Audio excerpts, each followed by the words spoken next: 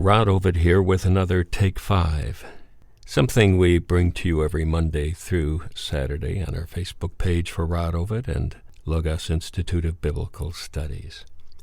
Today I want to read a narrative, not a lot of commentary. I think the story speaks for itself. It's a fascinating story, cut right out of the history book of Israel. And this is while Josiah, the young man, was king. And we pick it up in 2 Chronicles. While they were bringing out the money that had been taken into the temple of the Lord, Hilkiah the priest found the book of the law of the Lord that had been given through Moses. Hilkiah said to Shaphan, the secretary, "I have found the book of the law in the temple of the Lord." And he gave it to Shaphan. Then Shaphan took the book to the king and reported to him, "Your officials are doing everything that has been committed to them." Then he informed the king, "Hilkiah the priest has given me a book." And Shaphan read from it in the presence of the king. When the king heard the words of the law, he tore his robes. He gave these orders to Hilkiah and to Shaphan the secretary, and the king's attendant. He said, "Go and inquire of the Lord for me and for the remnant in Israel and Judah about what is written in this book that has been found. Great is the Lord's anger that is poured out on us, because our fathers have not kept the word of the Lord. They have not acted in accordance with all that is written in the book." Now maybe this sounds a little odd because this is taking place in Jerusalem. I mean, what do you mean they haven't been obeying the law? And why is there such a big surprise that this book was found?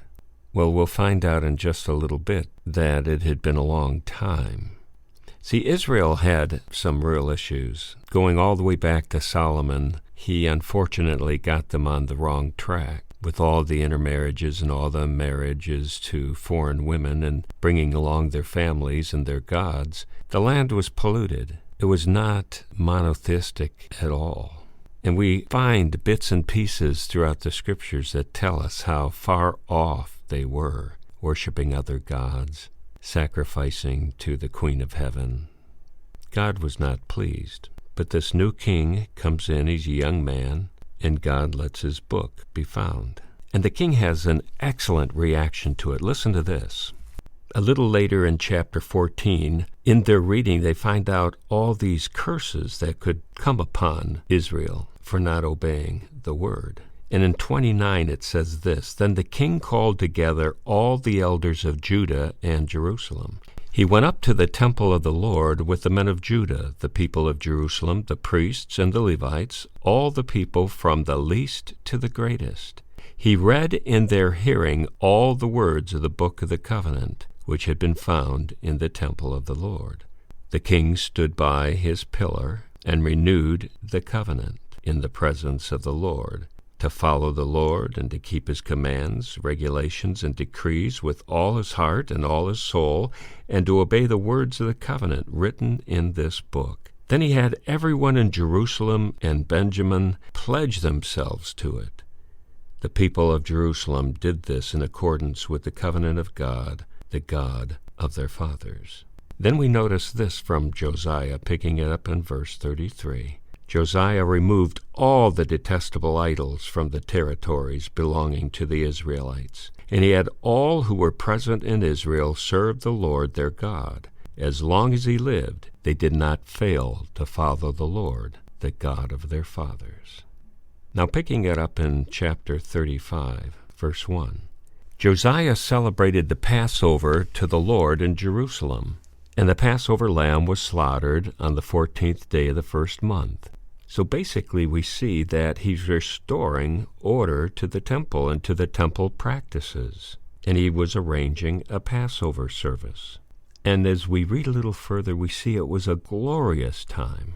They had the musicians, the descendants of Asaph were there in their places. And in verse 16, "So at that time, the entire service of the Lord was carried out for the celebration of the Passover and the offering of burnt offerings on the altar of the Lord, as King Josiah had ordered.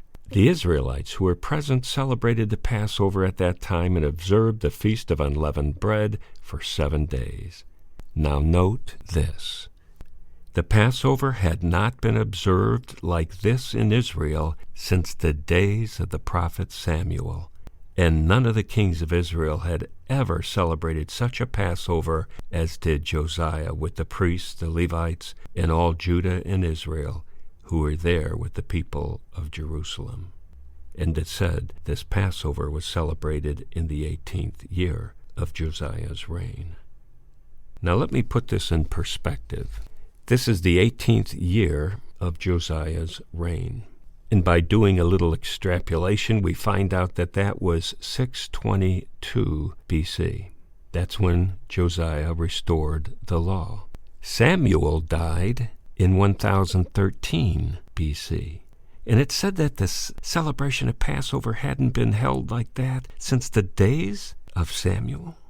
That's almost 400 years, almost 4 centuries. There's something else special about this.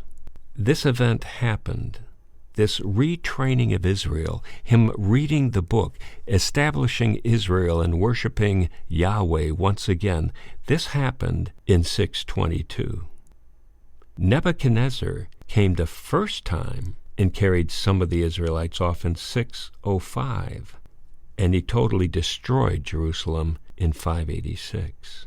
That's 36 years later.